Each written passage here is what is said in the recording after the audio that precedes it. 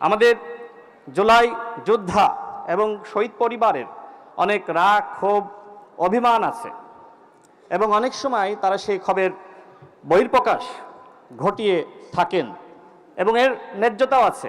অন্তর্বর্তীকালীন সরকারের কাছে আপনাদের অনেকের অনেক বেশি প্রত্যাশা ছিল, হয়তো তার পুরোটা পূরণ করা সম্ভবপর হয়নি এবং বর্তমানে বিএনপি সরকার ক্ষমতায় রয়েছে, আপনাদের অনেকের অনেক প্রত্যাশা রয়েছে।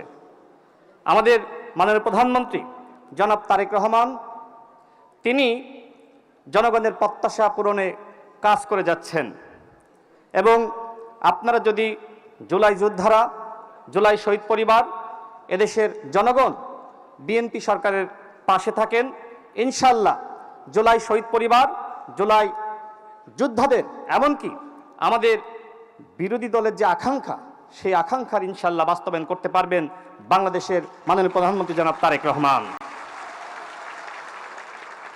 আমি বক্তব্য দেওয়ার শুরুতে অনেকে হয়তো সংক্ষুব্ধ হয়েছেন, কিছু প্রতিক্রিয়া ব্যক্ত করেছেন। আমি আপনাদের এই প্রতিক্রিয়াকে স্বাগত জানাচ্ছি। গণতান্ত্রিক বাংলাদেশে আপনাদের এই যে প্রতিক্রিয়া ব্যক্ত করার স্বাধীনতা, এটাই তো আমাদের সবথেকে বড় অর্জন, যে আপনারা কথা বলতে পারছেন, আপনাদের কথা বলার বাক স্বাধীনতা রয়েছে। সুতরাং এই বাক স্বাধীনতাকে আমরা মূল্যায়ন করে সামনের দিনে আমরা অগ্রসর হব ইনশাআল্লাহ। আমি যে কারণে এখানে বক্তব্য দিতে এসেছি, আমি জুলাই গণঅভ্যুত্থানে যেহেতু নেপথ্য থেকে কাজ করেছি, এখানে জাতীয় নাগরিক পার্টির সম্মানিত সদস্য সচিব আক্তার হোসেন, তিনি আমার বিষয়ে আরও ভালো বলতে পারবেন।